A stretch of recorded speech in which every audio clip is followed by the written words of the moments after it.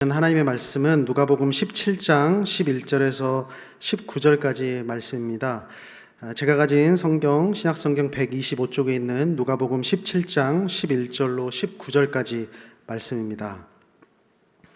저랑 여러분들이 한 절씩 교독하는 가운데 하나님의 음성을 듣겠습니다. 제가 먼저 11절 읽겠습니다. 예수께서 예루살렘으로 가실 때에 사마리아와 갈릴리 사이로 지나가시다가 한 마을에 들어가시니 나병 환자 10명이 예수를 만나 멀리 서서 소리를 높여 이르되 예수 선생님이여 우리를 불쌍히 여기소서 하거늘 보시고 이르시되 가서 제사장들에게 너희 몸을 보이라 하셨더니 그들이 가다가 깨끗함을 받은지라. 그 중에 한 사람이 자기가 나은 것을 보고 큰 소리로 하나님께 영광을 돌리며 돌아와 예수의 발 아래 엎드려 감사하니 그는 사마리아 사람이라. 예수께서 대답하여 이르시되 10사람이 다 깨끗함을 받지 아니하였느냐 그 9은 어디 있느냐. 이 이방인 외에는 하나님께 영광을 돌리러 돌아온 자가 없느냐 하시고 그에게 이르시되 일어나 가라 내 믿음이 너를 구원하였느니라 하시더라. 아멘. 네, 저희가 함께 읽은 본문은 예수님께서 공생의 기간 동안 많은 이적들을 행하셨는데 그 중에 하나이죠. 지리적인 배경이 되는 곳이 11절에 나오죠. 사마리아와 갈릴리 사이라고 되어 있습니다. 그러니까 유대인도 사마리아인도 선뜻 자기 땅이라고 이야기하기 조금 어려운 어느 경계 지역에 있는 한 마을에 주님께서 도착하셔서 10명의 나병 환자를 치유해 주신 그 말씀입니다. 나병, 지금 이제 한센병이라고 하지 않습니까? 어떤 병인지 잘 아실 겁니다. 요즘에 한센병에 이제 감염되어서 이렇게 죽거나 치유받지 못한 경우는 이제 드물죠. 한센병이라는 것이 이제 과거의 병이고 극복이 되었기 때문에 지금은 걸리는 사람들이 거의 없다 알려져 있는데, 한센균에 한번 이제 감염이 되면 잠복기를 거쳐서 사람의 말초신경부터 이렇게 감염이 된다고 합니다. 그래서 근육과 뼈를 감염을 시키기 시작하는데, 이 한센병이 좀 잔인한 이유는 말초신경부터 감염이 되기 때문에 자기의 어떤 손과 발이나 뭐 근육이나 이런 데가 이제 파괴되어서 살점이 떨어져 나가는 그 고통을 거의 느끼지 못한다라고 알려져 있습니다. 고통을 느끼지 못하는 사이에 점차 이제 온몸이 병에 감염되는 굉장히 무서운 병이 한센병, 이제 나병입니다. 또 나병이 치료가 되어도 외형적으로 뭔가 변화가 있기 때문에 사람을 만나는 것도 굉장히 극도로 꺼릴 수밖에 없다라고 하죠. 그래서 고대에는 이 나병이 굉장히 이제 저주스러운 병이어서 이 나병에 걸린 사람들을 이제 격리하거나 이제 사회로부터 이렇게 떨어져 나가 살도록, 성 밖에 나가 살도록 했습니다. 그리고 이 나병이 이제 치유가 되긴 하지만 치유가 되고 난 다음에는 그 확인을 받기 위해서는 이제 제사장에게 가서 확인을 받고 공동체로 다시 돌아올 수 있었죠. 우리나라에도 과거에 나환자촌이 있었고, 또 일제 강점기 때는 고흥군에 있는 설옥도에 그 나환자촌을 집단 이주시켜가지고 거기에서 격리 수용했고, 또 강제 노동을 시키고, 또 일제가 인권을 유린한 그 아픈 역사가 서려 있는 곳이 바로 설옥도입니다. 과거 나병은 단순히 육체적인 병에 그치지 않고 한 인간의 인격과 가족관계, 모든 관계를 송두리째 파괴하는 굉장히 외롭고도 소위 저주스러운 병이 바로 나병이었습니다. 이 본문에 그런 나병 환자가 10명이나 등장합니다. 이보다 완벽한 절망 공동체는 없었을 텐데요. 이 10명은 굉장히 비참한 처지였고 가족관계 모든 것들이 다 파괴된 상태였겠지만, 미루어 짐작컨대 이 10사람은 서로를 이렇게 격려하고 의지하면서 이렇게 지내왔을 겁니다. 무엇보다 이 10명은 오늘 본문에 예수 그리스도를 만났고 다 치유를 받았습니다. 받은 은혜가 다 똑같았죠. 하지만 10명이 다 고침을 받기는 했지만 예수께로 돌아온 사람, 회개한 사람은 딱 한 명이었습니다. 우리 역시 동일한 주님을 만났고 다 함께 구원의 은혜를 입고 이 자리에서 모여서 예배하고 또 함께 믿음 생활하고 신앙 생활을 하고 있지만 주님을 향한 우리의 중심은 다 똑같지 않습니다. 이 10명의 모습은 오늘날의 우리의 신앙의 한 부분을 보여준다 생각이 듭니다. 오늘 이 시간 나는 기적을 경험하고 제 길로 가버린 9명 중에 한 명은 아닌가, 혹은 주님께로 돌아온 그 한 명은 아닌가, 감사를 돌리러 온 한 명은 아닌가, 이 물음을 여러분들이 마음 안에 담아 두시면서 필요한 구절들 한 절씩 읽어 가시면서 주님 은혜를 나누도록 하겠습니다. 격리, 고립으로 인해서 감히 예수님께 다가오지 못한 채 멀찍이 서서 지켜보던 이 10명의 나병 환자들이 일제히 주님을 발견하고 일제히 소리를 높여서 부르짖기 시작합니다. 13절 말씀인데요, 13절 말씀 함께 읽겠습니다. 시작. 소리를 높여 이르되 예수 선생님이여 우리를 불쌍히 여기소서 하거늘. 아멘. 이제 나병에 한번 이렇게 감염이 되면 후두와 성대까지 감염시킬 수 있어서 목소리가 잘 나오지 않거나 나오더라도 굉장히 허스키한 목소리가 나온다라고 합니다. 나환자들 입장에서 보면 예수께 부정타니까 가까이 갈 수는 없고 목이 터져라 목소리를 쥐어짜서 예수님을 부를 수밖에 없었을 겁니다. 본문에 표현되어 있지는 않지만 떨어져 나간 손발이며 뭐며 그냥 다 흔들면서 그냥 날뛰면서 주님 여기 한번 봐주십시오, 여기 우리가 있습니다 라고 소리칠 수밖에 없었을 겁니다. 주님 지당하시면 다시는 우리한테 이 기회는 없다, 이제 마지막 기회다 라고 그렇게 10명이 막 부르짖으면서 고래고래 소리를 질렀을 겁니다. 다행히 주님께서 필사적으로 부르짖는 그 목소리를 들으시고 외면하지 않으셨고 치유의 은혜를 베풀어 주시죠. 14절 말씀입니다. 14절 말씀 함께 읽겠습니다. 시작. 보시고 이르시되 가서 제사장들에게 너희 몸을 보이라 하셨으니 그들이 가다가 깨끗함을 받은지라. 아멘. 여러분, 불치병이 치유되었다라는 것은 당사자에게는 구원이죠. 절망적인 질병에서 나음을 입었다라는 것은 육체적인 회복을 넘어서 새로운 삶을 선물로 받은 거나 다름없습니다. 그야말로 그 개인에게는 새 생명을 얻은 것이고 손쓸 수 없는 인생 가운데 새 세상을 다시 경험한 것입니다. 여기 지금 나에게 임한 천국, 하나님의 나라, 하나님의 통치, 굳이 이런 어려운 말 쓰지 않아도 그들이 경험한 것은 이게 천국이구나, 이게 하나님 나라구나 몸소 체험했을 겁니다. 그런데 주님은 굉장히 독특한 방식으로 이 10사람을 치유하시죠. 예수님은 의례 그동안 해왔듯이 그 자리에서 즉시 네 병이 나았다 이렇게 말씀으로 선언하시거나 아니면 안수하시거나 잡아서 일으켜 주시거나 하지 않으셨습니다. 그저 가서 제사장들에게 내 몸을 보이라 라고 말씀하신 거죠. 앞서 말씀드린 것처럼 이 나병의 완치 판정은 최종 제사장에게 있기 때문에 주님께서 율법을 무시하지 않고 존중하신 차원에서 그렇게 명령을 하셨고 가던 중에 이 나병이 치유가 된 것입니다. 여러분, 주님을 만난 그 자리에서 간절한 간구 이후에 곧바로 이 나병 환자를 치유해 주실 수 있었겠죠. 어떤 행위를 통하여서 먼저 고침을 받고 난 다음에 확신 속에서 출발을 시킨 게 아닙니다. 몸은 여전히 짓무르고 아픈 상태였던 겁니다. 아무런 변화나 치유의 징조가 보이지 않는 상태에서 이들을 출발시키신 거죠. 이를테면 가라 그러면 나을 것이다 라는 주님의 미래형 명령을 붙잡고 이 10명의 나환자가 출발을 한 것이죠. 여러분, 주님도 대단하지만 이 10명의 나병 환자들의 믿음과 순종이 훨씬 대단하다 생각이 듭니다. 여러분 생각해 보십시오. 저와 여러분의 믿음과 순종이 이 정도 되겠습니까? 나도 동일한 입장이라고 하면 얼마든지 나도 주님의 말씀에 순종해서 나도 이렇게 갈 수 있다 단언할 수 있으시겠습니까? 우리는 성경의 결론을 이미 알고 있기 때문에 이것이 별로 대단한 믿음이고 순종이다 생각하지 않을 수 있습니다. 그러나 이것은 생각해 보면 자기 경험과 이성을 완전히 뛰어넘는 대단한 순종과 믿음입니다.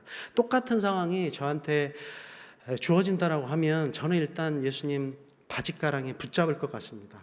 주님, 10명 중에 한 명은 좀 치유를 해주고 난 다음에 그 다음에 보내야 저희가 믿고 가지 않겠습니까? 지금 일어난 일이 아무것도 없는데 이거 갈 수 없습니다 라고 바짓가랑이 붙잡고 주님 앞에 매달렸을 겁니다. 주님, 이전에는 이렇게도 치유하셨다는 얘기를 우리가 다 듣고 있는데 왜 우리한테는 이렇게 하십니까? 딱 한 명만 좀 치유해 주십시오 라고 붙잡았을 것 같습니다.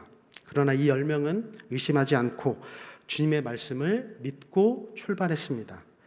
이 사건과 비슷한 거의 동일한 사건을 기억하실 겁니다. 왕의 신하가 자기 아들이 거의 죽게 된 채였습니다. 주님께 오죠. 주님, 제 아들이 거의 죽게 되었습니다. 치료해 주십시오 라고 했을 때 주님께서 말씀하시죠. 네 아들이 살아났다. 가라 라고 했을 때 그 길을 갑니다. 믿고 갑니다. 그랬더니 종이 오죠. 주님, 당신의 아들이 살아났습니다 라는 기적. 동일한 기적입니다. 그러나 그 왕의 신하보다 지금 10명의 나병 환자의 믿음이 훨씬 대단하다 생각합니다. 이유는 이것입니다. 주님의 명령 앞에 단 한 사람도 반대하지 않았습니다. 여러분, 한 명이 결정하는 것은 쉽지만 10명이 동일한 결정을 받아들이는 것은 굉장히 어려운 일입니다. 한 명이라도 믿음의 분량이 적어서 의심을 했다라고 하면 다른 사람에게 영향을 줄 수밖에 없습니다. 나는 안 갈란다. 이게 뭐냐? 누가복음 5장에 보면 주님께서 한 명의 나병 환자를 손을 잡아서 일으켜서 세워준 그 치유해 주신 기적이 있습니다. 우리 들었지 않냐? 그 나병 환자 예수님께서 손대서 치유해 주셨다. 근데 이거 지금 뭐냐? 나는 못 간다. 잘 생각해봐라. 이렇게 갔다가 괜히 치료되지 않은 상태에서 제사장 만나면 제사장을 모독했다라는 이유로 우리 돌맞아 죽을 수도 있다라는 어떤 의심, 믿음의 분량이 다 다르기 때문에 누군가 한 사람이 그렇게 의심했다라고 하면 사실 10명은 다 온전한 발걸음을 옮기지 못했을 수도 있습니다. 그런데 10명은 동일한 마음이었던 거죠. 그렇다면 주님께서는 왜 굳이 이런 방식으로 일을 행하셨을까? 치유를 경험한 많은 복음서의 병자들 있지 않습니까? 혈루병 여인, 중풍병자, 손마른 자 등등 우리가 익히 알고 있는 그 병자들은 다 즉시로 치유해 주셨습니다. 그러니까 이 10명의 나병 환자도 즉시로 주님께서 치유해 주셨을 수 있었을 텐데 왜 굳이 이렇게 하셨을까? 여러분, 우리 삶에도 기도의 응답이나 하나님의 역사하심은 우리가 부르짖는 바로 그 순간 시각적으로 나타나지 않을 때가 훨씬 많습니다. 안타깝게도 그렇습니다. 물론 기도하면 내 마음 가운데 마음의 평안함과 하나님의 뜻하심을 즉시로 깨닫게 되기도 하고 하나님의 약속을 더 믿고 기도하게 되기도 합니다. 그러나 기도하면 즉시로 눈앞에 어떤 환경이 바뀌거나 질병이 순식간에 고쳐지는 그런 기적은 흔치 않습니다. 출애굽기 14장 21절 말씀입니다. 모세가 바다 위로 손을 내밀매 여호와께서 큰 동품이 밤새도록 바닷물을 물러가게 하시니 물이 갈라져 바다가 마른 땅이 된지라. 아멘. 세번역 성경에는 주님께서 밤새도록 강한 동풍으로 바닷물을 뒤로 밀어내시니 그렇게 되어 있습니다. 찰톤 헤스턴 영화배우 기억하십니까? 우리 어르신들 10개라는 영화를 기억하실 겁니다. 저도 어릴 때 본 적이 있는데요. 주인공인 모세가 홍해 앞에서 지팡이를 들고 손을 쫙 펼칩니다. 그러면 천둥 소리와 함께 홍해가 쫙 갈라집니다. 그 이후로 나온 여러 영화들을 보면 뭐 그래픽의 기술 차이만 있을 뿐이지 홍해를 묘사하는 것은 이렇게 한순간에 쫙 갈라지는 것으로 묘사합니다. 그런데 성경은 그 기적에 대해서 훨씬 지루하고 처절하게 당시의 기적을 묘사하죠. 밤새도록이라는 시간의 무게가 담겨 있습니다. 영화처럼 지팡이를 든 직후에 곧바로 그 홍해가 갈라지는 게 아닙니다. 홍해가 손을 내밀고 내렸다라는 성경의 기록이 없으니까 밤새도록 모세가 그 홍해가 갈라질 때까지 손을 들고 있었을 수도 있겠죠. 백성들의 마음은 어떻겠습니까? 밤새도록 동품이 불어오는 것을 그대로 기다려야 했을 거고 뒤에 이집트 군대가 따라오니까 그 공포심에 밤새도록 그것을 견뎌내야 했을 겁니다. 그래서 혹자는 성경의 기적이 단순히 자연 법칙을 깨뜨리는 마술이 아니라 하나님의 신실하심이 시간을 뚫고 들어오는 사건, 이라고 표현하기도 했습니다. 그런데 우리도 영화 때문만은 아니지만 우리가 지팡이를 들었으면, 내가 기도했으면, 내가 지팡이를 그렇게 들었으면 지금 당장 바다가 갈라져야 한다라는 게 믿음이라고 생각합니다. 기도를 입력하면 결과가 바로 출력되어야 되는 것이 대단한 믿음이다 라고 우리가 생각하기 쉽죠. 그런데 여러분, 기도 응답이 더딤에도 불구하고 성도가 낙심하지 말아야 될 이유는 우리의 기도의 분량보다 우리를 향한 하나님의 신실하심이 훨씬 크기 때문에 그렇습니다. 그래서 우리에게 요청되는 믿음의 자세는 그것을 믿고, 신실하신 그 하나님을 믿고 나의 삶의 자리에서 묵묵히 한 발 한 발 내딛는 밤새도록의 인내가 필요한 것입니다. 그렇게 우리가 믿음의 발걸음을 옮기다 보면 어느 순간 내 삶에 임한 하나님의 신실하심을 우리가 목도하고 경험하고 일하심을 만나게 되는 것이죠. 그때야 비로소 우리는 그렇구나, 하나님께서 내가 믿음으로 순종하는 그 걸어가는 여정 속에 이런 은혜를 주셨구나, 주시고 있구나, 그리고 주시겠구나 라는 것을 고백할 수 있는 것입니다. 우린 지금 당장 눈앞에 아무런 변화가 보이지 않을 때 왜 지금이 아닙니까? 왜 당장 역사하지 않으십니까? 주님께 원망하고 낙심하기도 하죠. 그런 경험 다 있으실 겁니다. 그러나 밤새도록 그 믿음의 인내를 통과하고 돌이켜보면 하나님께서는 언제나 우리의 기도에 응답하시고 귀 기울이고 계셨다라는 사실입니다. 그것이 큰 기적이든 작은 기적이든 큰 은혜든 작은 은혜든 하나님의 신실하심이 시간을 뚫고 와서 우리 인생에 들어와서 역사하시는 순간들이 다 있다라는 말씀입니다. 물론 그것을 우리가 제대로 해석하고 이해하는 어떤 시간과 지식도 필요할 겁니다. 거기에 대한 훈련도 필요하겠죠. 하지만 우리의 간구보다 훨씬 더 좋은 것을 허락하시는 분이 우리 하나님 아버지이시라는 사실을 우리가 결코 잊어서는 안 될 겁니다. 이 자리에 여전히 눈물로 기도하고 인내하고 계시는 성도님들 계시는 줄 압니다. 하나님의 신실하심과 응답하심을 분명히 내가 믿지만 여전히 변화 없는 현실 속에서도 마음 아파하고 낙심하고 계신 성도님들 계실 겁니다. 그럼에도 불구하고 응답의 열매를 눈으로 확인하는 그 순간까지, 아니 그 응답 너머에 여전히 더 훌륭하고 우리의 기도보다 더 넘치는 하나님의 뜻과 계획이 있음을 여러분들이 꼭 믿고 살아내시기를 주님의 이름으로 축원합니다.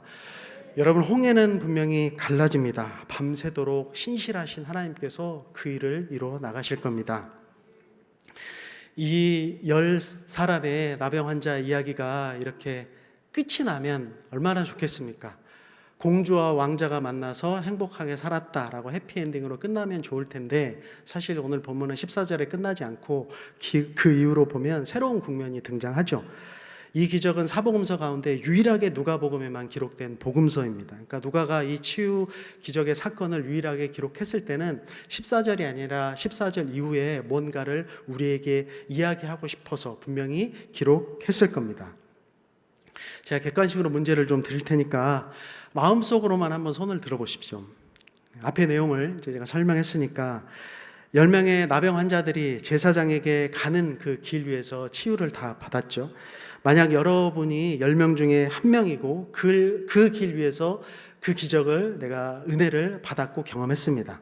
1번, 그러면 나는 주님의 명령대로 가던 길을 계속 가서 제사장에게 나는 확인받겠다. 이게 1번입니다. 2번은 아니다, 나는 가던 길을 멈추고 주님께 되돌아가 감사 인사를 드리겠다. 이게 2번입니다. 몇 번을 선택하시겠습니까? 여러분, 냉정하게 생각해 보면 1번 제사장에게 그대로 가는 것은 결코 잘못된 행동은 아닙니다. 왜냐하면 예수님께서 고쳐주실 때 너희가 가다가 병 나으면 곧바로 돌아와서 나한테 감사해야 된다 라는 조건을 달지 않으셨습니다. 일단 주님의 말씀대로 제사장에게 가서 완치 판정을 받고 몸도 회복하고 부모님께 가서 엄마 나 다 나았어 라고 이야기하고 가족 관계도 회복하고 공동체 관계도 다 회복하고 난 다음에 얼마든지 주님 앞에 돌아와서 감사 인사를 해도 괜찮았을 상황인 것이죠. 이것이 바로 정상적인 삶으로의 복귀인 겁니다. 그러나 10명 중에 오직 한 사람만이 가던 길을 돌이켰죠. 정상적인 삶으로의 복귀보다 은혜의 근원이신 주님께로 소위 회개했습니다. 그리고 큰 소리로 하나님께 영광을 돌리면서 예수님의 발 앞에 무릎 꿇고 감사했습니다. 이때 주님께서 가던 길 잘 가서 확인받지 왜 나한테 돌아왔느냐 그렇게 얘기하지 않으셨죠. 오히려 약간의 서글픔과 책망이 섞인 어조로 이렇게 물으십니다. 17절 18절 말씀 함께 읽겠습니다. 시작. 예수께서 대답하여 이르시되 10사람이 다 깨끗함을 받지 아니하였느냐? 그 9은 어디 있느냐? 이 이방인 외에는 하나님께 영광을 돌리러 돌아온 자가 없느냐? 아멘. 주님은 되돌아온 이 한 사람의 행동을 지극히 기뻐하셨고 되돌아오지 않은 이 9명을 향해서 굉장히 무거운 책망을 던지신 거죠. 여러분 10명 중 9이 제사장으로 이렇게 가는 방향이었고 한 사람이 그 길에서 반대로 돌아서 돌아오는 그 결정을 내리는 거 결코 쉽지 않습니다. 그러니까 주류를 거슬러서 혼자 되돌아온다? 결코 쉬운 결정은 아니었을 겁니다. 앞서 말씀드린 것처럼 세상과 가족과 완전히 격리되어서 살아가고 있는데 이 공동체가 얼마나 소중했겠습니까? 쉽게 내릴 만한 결정은 아니었을 겁니다. 그리고 이 사람은 이방인입니다. 이방인 입장에서 내가 여기에서 10명 그 가운데 속해서 보살핌을 내가 그동안 받았는데 그 사람들의 뜻을 거슬려서 되돌아간다? 결코 쉬운 결정은 아니었을 겁니다. 본문 15절과 18절에 보면 돌아와라는 표현이 등장하죠. 회개입니다. 가던 방향에서 완전히 방향을 돌이켜서 주님께 오는 것, 즉 구원을 허락하시고 새 삶을 나한테 주신 주님께로 인생의 방향을 급회전하는 것, 그게 돌아와입니다. 물론 돌아오지 않는 9명도 다 깨끗해졌죠. 그 이후로 무슨 병이 재발됐다라는 표현 자체가 없습니다. 제사장에게 가서 당당하게 나음을 보고하고 치유를 다 확정을 받은 거고 가족의 품으로 돌아갔고 원래 몸담았던 공동체로 돌아가서 기쁨도 만끽하고 나눴을 겁니다. 예수님께서 치유해 주셨어. 그렇게 자랑도 했겠죠. 인간적으로 보면 얼마든지 이해할 만한 일이고 축하해 줄 일입니다. 그러나 주님께서 이렇게 말씀하시고 난 다음에 돌아와서 엎드린 그 한 사람에게만 유독 이렇게 놀라운 선언을 하시죠. 19절 말씀입니다. 19절 말씀 마지막으로 함께 읽겠습니다. 시작. 그에게 이르시되 일어나 가라. 내 믿음이 너를 구원하였느니라 하시더라. 아멘.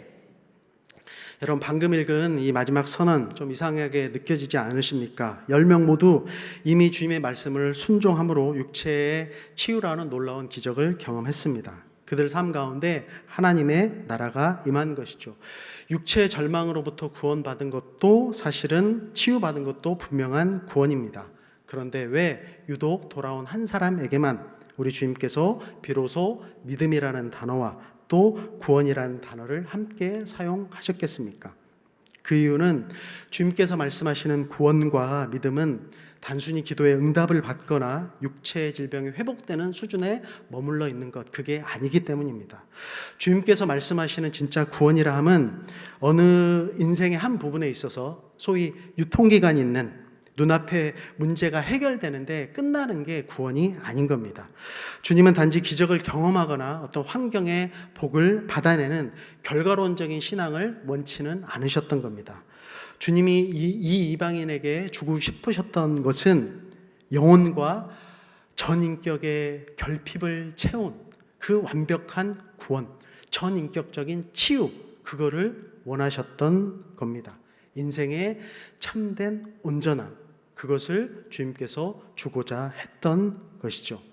단순히 병에서 노임받는 수준을 넘어서서 복귀하는 수준을 넘어서서 하나님과의 관계가 본래적인 것으로 회복되는 그것을 주님께서 원하셨던 겁니다. 주님께서 원하시는 진짜 그것이 구원이고 믿음의 완성이라는 겁니다.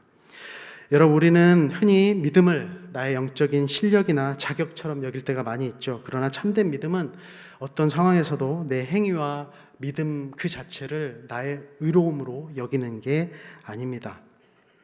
치유를 경험한 이후에 제사장에게로 직진했던 9명의 마음, 앞서 말씀드린 것처럼 참 감사했을 겁니다. 육체의 고침을 받았으니까. 그러나 그들은 세상으로 돌아가서 일시적인 기쁨만 누린 겁니다. 인생의 참된 온전함은 경험하지 못한 것이죠. 그리고 오늘 말씀에 이 이방인을 콕 집어서 누구라고 이야기합니까? 사마리아인이라고 이야기를 합니다. 한 사람이 사마리아인이라고 콕 집어서 말씀하신 거면 나머지 9은 누가 되는 겁니까? 소위 정통 유대인들이 되는 거겠죠. 사마리아인은 여러분들이 아신 것처럼 정통 유대인으로부터 괄시받은 사람, 천시받은 사람인 거죠. 너희들은 이방인의 피가 섞였고 우리는 안 섞였고, 그러니 우리는 참된 유대인이고 너는 아니다 라는 그런 사람이 바로 사마리아인 아닙니까? 그러나 유독 주님께서 이 한 사람만을 콕 집어서 이렇게 마지막 절에 선언을 하신 겁니다. 여러분, 사마리아인에게는 자신에게 일어난 그 치유 사건이 결코 당연한 게 아니었던 겁니다. 자신은 본래 하나님의 은혜 받을 자격 없는 죄인인데 주님의 잡으로 값없이 고침을 받았다는 그 사실, 그것을 길 위에서 온 몸과 마음으로 전인격적으로 깨달았던 겁니다. 자신이 말씀에 순종해서 걸어가다가 나음을 입긴 입었지만 자신이 행한 그 순종의 발걸음이 중요한 것이 아니라, 그것이 기적의 본질이 아니라 그것을 명확하게 분별한 겁니다. 이 기적의 원인은 오직 예수 그리스도의 자비에 있음을 가던 중에 깨달았고 다시 주님 앞에 회개하여서 주님 앞에 무릎 꿇고 하나님께 영광을 돌리고 감사를 돌린 것입니다. 제사장에게 가서 종교적인 어떤 형식으로 인정받는 것보다 은혜와 자비와 이적의 근원이신 예수님께로 방향을 돌릴 수밖에 없었던 이유가 바로 여기에 있는 것입니다. 이 치유 사건을 이제 기록한 그 다음 구절이 20절, 21절이죠. 성경책 다 펴셨을 테니까 누가복음 17장 20절, 21절 찾으신 성경책으로 함께 읽겠습니다. 시작. 바리새인들이 하나님의 나라가 어느 때에 임하니까 묻거늘 예수께서 대답하여 이르시되 하나님의 나라는 볼 수 있게 임하는 것이 아니요 또 여기 있다 저기 있다고도 못하리니 하나님의 나라는 너희 안에 있느니라. 아멘. 정통 유대인들, 바리새인들이 주님께 찾아와 묻는 거죠. 하나님 나라 어디 있습니까? 주님께서 대답하시는 거죠.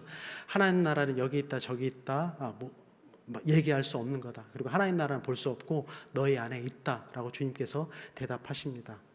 이 대답 앞에 왜 나병 환자의 기록이 되어 있겠습니까? 왜 10명의 나병 환자 사건 바로 뒤에 이 사건, 이 이야기가 기록되어 있겠습니까? 우연이 아니라는 겁니다. 주님께 돌아와서 전인격적인 구원의 선포를 들은 이 사마리아인이야말로 보이지 않는 하나님 나라가 내면에 임한 가장 완벽한 모델이기 때문에 그렇습니다. 9명의 유대인들은 눈에 보이는 종교적인 확신을 위해서 제사장에게 달려갔습니다. 여기 가야 구원이 있다. 볼 수 있는 하나님의 나라를 쫓아간 것입니다. 그러나 이 사마리아인은 달랐던 거죠. 그는 비록 눈에 보이는 확인 도장은 받지 못했을지라도 가던 길을 돌이켜서 주님의 발 앞에 무릎 꿇는 순간 깨닫는 것이죠. 종교적인 인정, 세상에 대한 인정, 그것이 중요한 것이 아니라 보이지 않는 하나님의 완전한 통치와 세상이 줄 수도 없고 알 수도 없는 평안이 자기 내면에 임한 것을 길 위에서 깨달은 것입니다. 외형적인 조건이 채워져야 임하는 것이 하나님 나라가 아니라 은혜를 베푸신 예수 그리스도를 인정하고 감사하는 그 중심에 이미 하나님의 나라가 와 있던 것입니다. 여러분, 이게 바로 우리가 지향해야 되는 하나님 나라의 핵심입니다. 그리고 무엇보다 우리 신앙인들이 경계해야 될 태도가 바로 이 지점에 있는 것이죠. 놀라운 이적과 또 응답을 경험하고 나서도 그 일의 결과, 영광을 교묘하게 우리의 공로와 믿음 탓으로 돌릴 때가 있죠. 내 믿음이 훌륭해서, 내 기도의 분량이 다 차서, 내 순종이 지극해서 하나님께서 복을 주셨다. 결국 이런 태도는 영광의 종착지가 하나님이 아니라 또 다시 내가 되는 것입니다. 이런 태도는 결국에 상대방, 다른 사람에게 정죄하고 또 판단하게 되는 것으로 이어지기 때문에 훨씬 조심해야 되는 것이죠. 내 믿음 덕분에, 내 기도 덕분에 그것으로 영광을 차지하는 사람은, 응답받지 못한 사람, 고난 중에 여전히 주님 앞에 눈물을 흘리고 기도하는 사람을 향해서 네 기도가 부족해서, 네 믿음이 없어서 그렇게 판단하고 돌을 던질 수 있다라는 겁니다. 여러분, 진짜 믿음은 나의 믿음과 나의 순종마저도 내 의로움으로 주장하지 않는 것이 진짜 믿음입니다. 본문은 제 길로 가버린 9명의 마음의 상태를 세세하게 설명하지는 않습니다. 그러나 우리는 하나님의 은혜를 경험하고도 얼마든지 그 영광을 자신에게 돌리는 그 유혹에 쉽게 빠질 수 있다라는 그 점을 깊이 생각하시기를 바랍니다. 여러분, 그래서 우리가 은혜를 경험했다라고 하면 반드시 주님께 돌아와야 됩니다. 감사를 돌리라는 게 아니죠. 감사는 결과이지 목적은 아닙니다. 사마리아인이 주님 앞에 돌아온 것은 감사를 배워서, 예절을 배워서 그렇게 한 게 아닙니다. 가던 길에 앞서 말씀드린 것처럼 깨닫게 된 것이죠. 나한테 일어난 일이 내 믿음 때문이 아니라 이 모든 것의 주인은 주님 앞에 있다라는 것. 이게 정말 주님께서 이야기한 눈에 보이지 않는 하나님 나라이구나. 그것을 깨달았기 때문입니다. 여러분, 우리가 받아 누리는 육신의 건강, 가정의 평안함, 자녀들의 삶, 일터와 사업, 우리 삶 전 영역에서 누리는 모든 은혜를 결코 당연한 것으로 여기지 마십시오. 당연한 것은 아무것도 없습니다. 모든 것이 주님의 자비이고 값으로 매길 수 없는 선물임을 여러분 꼭 기억하십시오. 그러니 은혜의 근원이신 주님께로 돌아가 엎드리는 진짜 감사자들이 다 되실 수 있기를 바랍니다. 지금도 밤새도록 시간의 무게를 견디고 계시는 성도님들 있으실 겁니다. 여전히 기도의 열매가 보이지 않아서 하나님께 원망하고 또 낙심하는 성도님들 계실 겁니다. 그러나 기억하십시오. 홍해가 갈라지기 전에 이미 하나님께서는 우리를 향해서 일하고 계셨고, 나병이 낫기 전에 이미 주님의 말씀은 선포되었습니다. 우리 하나님은 지금도 신실하게 우리를 향하여서 여전히 일하고 계심을 꼭 믿으십시오. 기적만 경험하고 제 길로 복귀한 사람들이 아니라 기적과 은혜의 근원이신 예수 그리스도께 날마다 회개하는 그런 한 사람 다 되실 수 있기를 주님의 이름으로 소망합니다. 기도하겠습니다.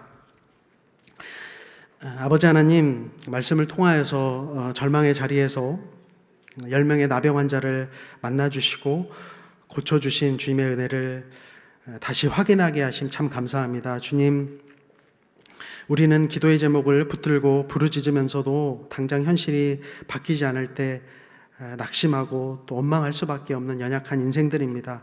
기적은 원하면서도 기적의 근원이신 주님을 잊고, 또 문제가 해결되면 은혜를 베풀어 주신 그 주님보다 일상과 또 안락함, 그것에 안주할 때가 많았습니다. 주님, 이제는 은혜의 근원이신 주님을 더 사랑하며 또 회귀하는 신앙인들이 되기를 소망합니다. 문제가 해결되고 기도가 응답받고 삶이 형통할 때도 여전히 주님의 발 앞에 엎드릴 줄 아는 겸손함을 우리 마음 가운데 허락하여 주옵소서. 무엇보다 지금도 여전히 밤새도록의 시간의 무게를 지나고 있는 우리 성도님들의 삶을 기억하여 주셔서 홍해를 밤이 새도록 가르신 하나님께서도 지금도 신실하게 일하고 계심을 믿게 하시고, 이미 각자의 심령 안에 임한 그 하나님의 나라를 풍성히 경험할 수 있도록 도와 주옵소서. 저희 한 주가 시작되었습니다. 일상으로 돌아가는 발걸음 속에서도 날마다 주님께로 회개하기로 결단하는 우리 모두가 되도록 주님 붙들어 주옵소서. 감사드리며 예수님 이름으로 기도드립니다. 아멘.